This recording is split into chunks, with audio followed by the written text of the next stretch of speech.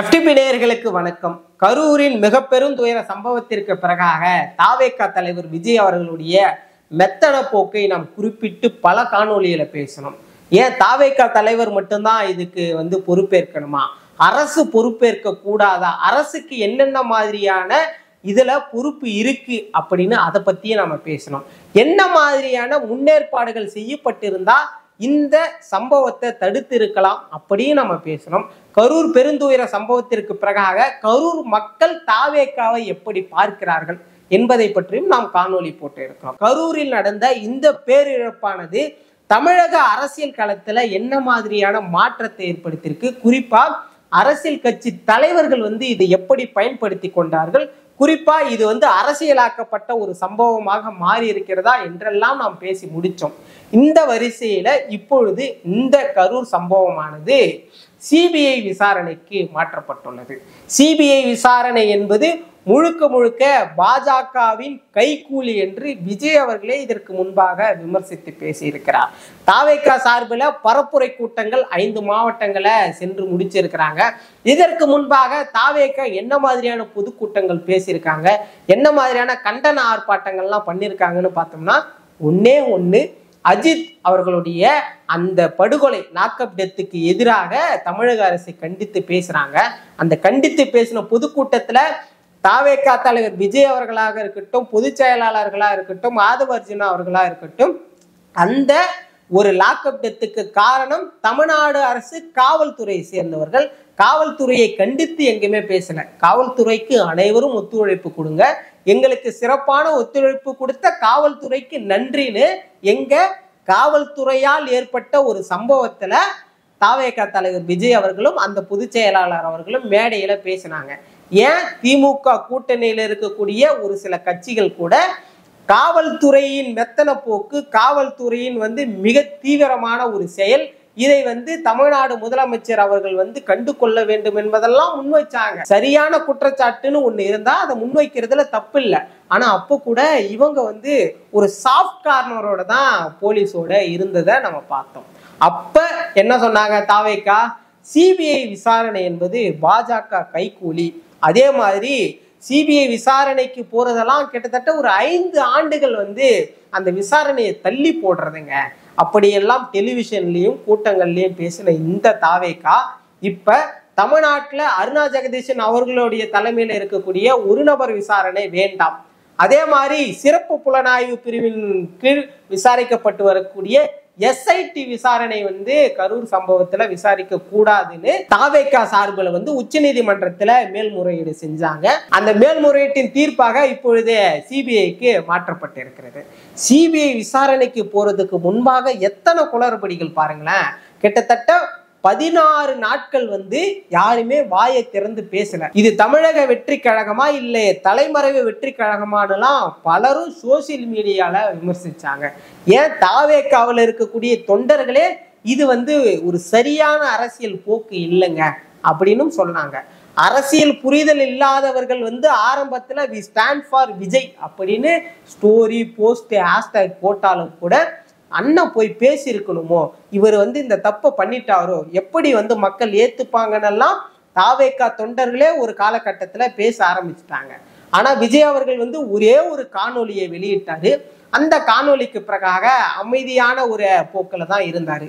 தாவேகாவின் அந்த பொதுச் செயலாளர்களில் ஒருவராக இருக்கக்கூடிய ஆதவ அர்ஜுனா ஒரு ட்வீட் போடுறாரு. அந்த ட்வீட் என்ன மாதிரியான ட்வீட்? நேபாளத்திலையும் பங்களாதேஷிலையும் ஏற்பட்ட ஒரு புரட்சி போன்று தமிழகத்துல வெடிக்கணும் அப்படின்னு இந்தியாவுக்கே எதிரான ஒரு பயங்கரவாதத்தை ஏற்படுத்தக்கூடிய ஒரு ட்வீட்டை ஆதவ அர்ஜுனா போடுறாரு. போட்டு டெலிட் பண்ணிட்டு இதை நானே போடல, வேற யாரோ என்னுடைய அட்மின் போட்டாங்க அப்படின்னு ஒரு விஷயத்த சொல்றாரு. இதெல்லாம் வைத்து நம்ம ஒவ்வொன்றா பார்க்கும் பொழுது ஒரு பயந்த மனப்போக்கோட தான் தாவேகா செல்கிறது அப்படின்னு நம்ம பார்த்தோம். அதுக்கப்புறம் தாவேகா எங்க கொஞ்சம் ஸ்ட்ரென்த்தா நிக்க ஆரம்பிக்கிறாங்க, எங்க ஓகேப்பா நம்ம எதனாலும் எதிர்த்து பார்த்துடலாம் அப்படின்னா, பிஜேபியிலிருந்து ஒரு குழுவானது தமிழ்நாட்டுக்கு கரூருக்கு வருது. அந்த குழு விசாரிக்கிறாங்க. வந்த ஹேமா மாலினி கமிட்டி என்ன சொல்றாங்கன்னா, இங்கு கொடுக்கப்பட்ட இடமானது ரொம்ப நெருடலான இடம், ஒரு பெரிய பைபாஸ் கொடுத்திருந்தாங்கன்னா விஜய் அவர்களுடைய கூட்டத்துக்கு வந்தவங்களாம் நல்லா பார்த்து ரசிச்சுட்டு போயிருப்பாங்க அப்படின்னு பிஜேபியில் இருக்கக்கூடிய ஒரு குழு வந்து பிரஸ் மீட் கொடுத்த 1 மணி நேரத்துல விஜய் அவர்களுடைய வீடியோவானது வெளிவருகிறது. அப்பவே எல்லாருக்கும் தெரிஞ்சிடுச்சு பிஜேபிக்கு ஆதரவான ஒரு மனநிலையை விஜய் அவர்கள் எடுக்கிறார், விஜய்க்கு ஆதரவாக பிஜேபி இருக்கிறதுன்னு தெரிய வந்த பிறகும் கூட எல்லோரும் வந்து அமைதியாக தான் இருந்தாங்க. தாவேக்காவில் வந்து எதுவுமே செய்ய முடியாத ஒரு நிலை. அதற்கு அடுத்ததாக எஸ்ஐடி போடுறாங்க, சிறப்பு புலனாய்வு பிரிவு வருது, உயர்நீதிமன்றத்துல தாவேக்காவை இதெல்லாம் ஒரு கட்சியா அப்படின்லாம் விமர்சிக்கிறாங்க. அதற்கு அப்புறமும் கூட தாவேக்காவிலிருந்து எந்த ஒரு பதிலும் வரல. ஆனா அதுக்கு பிறகாக ஒரு பெரிய சம்பவத்தை பண்ணாங்க. அதுதான் எவ்வளவு பாராட்டக்கூடிய விஷயம் பாருங்களேன். தாவேக்கா தலைவர் விஜய் அவர்கள் வந்து ஒவ்வொரு வீட்டுக்கா சென்றாரான்னு கேட்டா இல்ல, வீடியோ காலின் மூலமா பேசினாரு. வீடியோ கால் மூலமா இந்த துயர சம்பவத்திற்கு வந்து ஈடுகட்ட முடியாது, உங்க எல்லாரையும் நான் தத்து எடுத்துக்கிறேன் அப்படின்ற மனநிலையோட விஜய் அவர்கள் பேசியிருக்கிறாரு. வரவேற்கக்கூடிய ஒன்று தானப்பா அப்படின்னு கேட்டோம்னா, உங்க வீட்டுல ஒரு இறப்பு ஒரு சம்பவம் நடந்த பிறகாக அவர் வந்து போன் காலில் பேசியிருந்தா இது எத்தனை பேர் வரவேற்றிருப்பாங்க அப்படின்னு நமக்கு தெரியல. அதை ஒரு புறம் தள்ளி வச்சுக்கும். அடுத்த கட்டமாக சிபிஐ விசாரணை எங்க இவங்களுக்கு தேவைப்படுதுன்னா, ஒரு கட்டத்திற்கு பிறகாக உயர்நீதிமன்றமே தாவேக்காவிற்கு எதிராக இருக்கிறது. உயர்நீதிமன்றம் என்பது தமிழ்நாடு அரசுக்கு ஆதரவானது கிடையாது, அது நடுநிலையானது. அதுக்கு அடுத்ததாக எஸ்ஐடி இருக்கிறது, ஒரு நபர் விசாரணை ஆணையம் இருக்கிறது.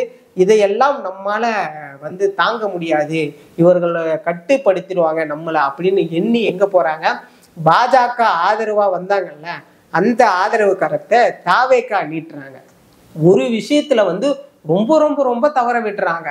ஒரு பக்கம் பாஜக தாவேக்கா கூட்டணியா அப்படின்னு பார்க்கும்போது அதிமுக தாவேக்கா தாங்க கூட்டணி அப்படின்னு செல்லுகின்ற இடமெல்லாம் தாவேக்காவின் தொண்டர்கள் வந்து அதிமுகவின் தொண்டர்களாகவே மாறி எல்லா இடத்துலையும் வந்து சிவப்பு கம்பளம் இருப்பது போல தாவேக்கா குடியை அசைத்து எடப்பாடி பழனிசாமியை வரவேற்கிறாங்க.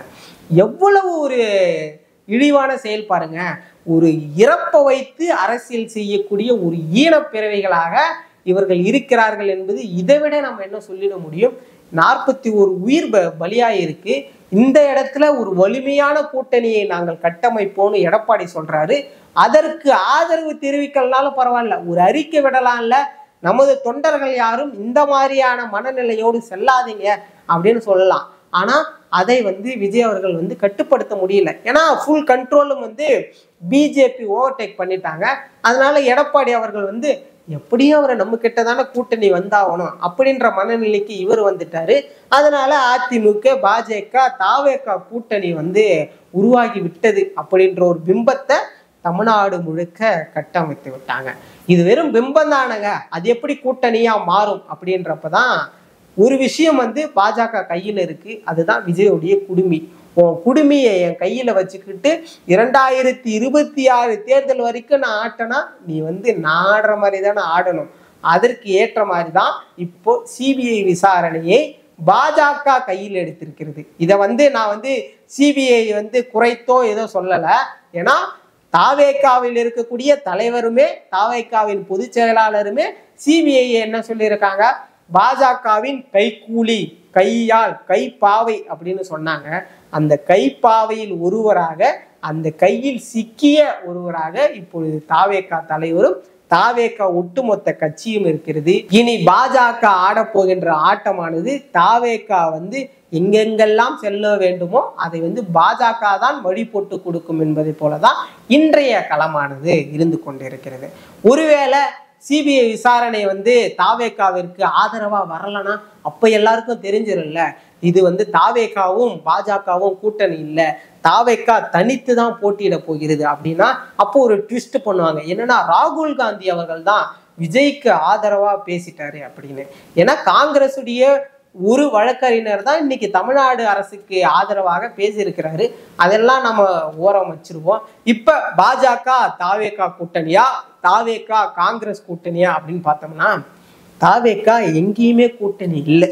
தாவேக்காவை பயன்படுத்தி அனைவரும் நாங்கள் கூட்டணி கூட்டணின்னு சொல்லி தாவேக்காவில் இருக்கக்கூடிய ஒட்டுமொத்த தொண்டர்களையும் தங்களுடைய தொண்டர்களா மாற்றுவதற்கான வேலையை இங்க இருக்கக்கூடிய கட்சிகள் செய்யறாங்கன்றதுதான் நிதர்சனமான உண்மை. நீங்க வேணா பாருங்களேன், தென் மாவட்டங்கள்ல ஒரு சில இடங்கள்ல வந்து அதிமுகவிற்கு அவ்வளவு ஓட்டுகள் கிடையாது. நம்ம இதற்கு முன்பாக நம்மளுடைய சேனல்ல கருத்து கணிப்புகளை போட்டிருக்கோம். அப்படி எங்கேயுமே வராத இடங்கள்ல வந்து தாவேகாவினர் போய் அதிமுகவிற்கு ஆதரவு தெரிவிக்கிறாங்க. ஒரு கட்டத்துக்கு அப்புறம் அவங்களுடைய மனநிலை என்னவா இருக்கும்? பாஜக எதிர்ப்பு தான் தாவேகாவின் ஒரே ஒரு கொள்கை அப்படின்னு இருக்கு. அப்போ பாஜக எதிர்ப்பை வந்து நீங்க சொல்லிட்டு நீங்களே வந்து பாஜகவுக்கு ஆதரவு மனப்பான்மை எடுக்கும் பொழுது ஏன் நாங்க அதிமுகவை தேர்ந்தெடுத்து திமுகவை வந்து வெற்றி கட்டலிலிருந்து நிறுத்துவதற்கு ஒரு வாய்ப்பை இருக்கக்கூடாது என்பதற்காக தாவேகா தொண்டர்கள் அதிமுகவோடு செல்வதற்கான வாய்ப்புகள் இருக்கு. அந்த வேலையை தான் எடப்பாடி அவர்கள் வந்து மிக சரியாக செய்து கொண்டிருக்கிறார் என்பதை தான் நம்மால பார்க்க முடிகிறது. எப்படி இருந்தாலும் தாவேகாவின் இந்த அமைதி போக்கு, இந்த மெத்தன போக்கு மற்ற கட்சிகளுக்கு சாதகமாகத்தான் போய் முடிய இருக்கிறது என்பதுதான் நம்மால பார்க்க முடியுது. இதனால திமுகவுக்கு என்னப்பா சாதகம் அப்படின்னா, திமுகவிற்கு வந்து பேசாமல் இருப்பதே ஒரு சாதகம் தான். ஏன்னா இவங்க பேசாம இருக்கிற ஒவ்வொரு நொடியும் அதை அதிமுக பயன்படுத்தி கொள்கிறது. அதிமுக பயன்படுத்தி கொண்டதால் தாவேகாவானது வலுவிழந்து கொண்டே இருக்கிறது. அதிமுக பாஜக கூட்டணி இதற்கு முன்பாக வெற்றி பெற்றதா என்று கேட்டால் சாத்தியமில்லை. அதனால் திமுக மீண்டும் எளிமையாக வெற்றி பெற்றுவிடும் என்ற ஒரு போக்கு தான் இன்னைக்கு தமிழ்நாட்டின் அரசியல் களமாக மாறி இருக்கிறது. தாவேகாவின் தொடர்ந்து இருக்கக்கூடிய இந்த மெத்தன போக்கு, அவங்களுடைய செயல்பாடுகளை நீங்க எப்படி பாக்குறீங்க? தாவேகா தலைவர் விஜய் அவர்கள் வந்து இன்னும் மக்களை போய் சந்திக்காதது மக்கள் மத்தியில என்ன மாதிரியான பார்வையா இருக்கிறது? இது 2026 தேர்தலில் ஏதேனும் ஒரு மாற்றத்தை, அதிர்வலை ஏற்படுத்துமா அப்படின்னு நீங்க என்ன நினைக்கிறீங்க? மறக்காம கமெண்ட் பண்ணுங்க. நம்ம மேலும் ஒரு காணொலியில சந்திக்கலாம். நன்றி.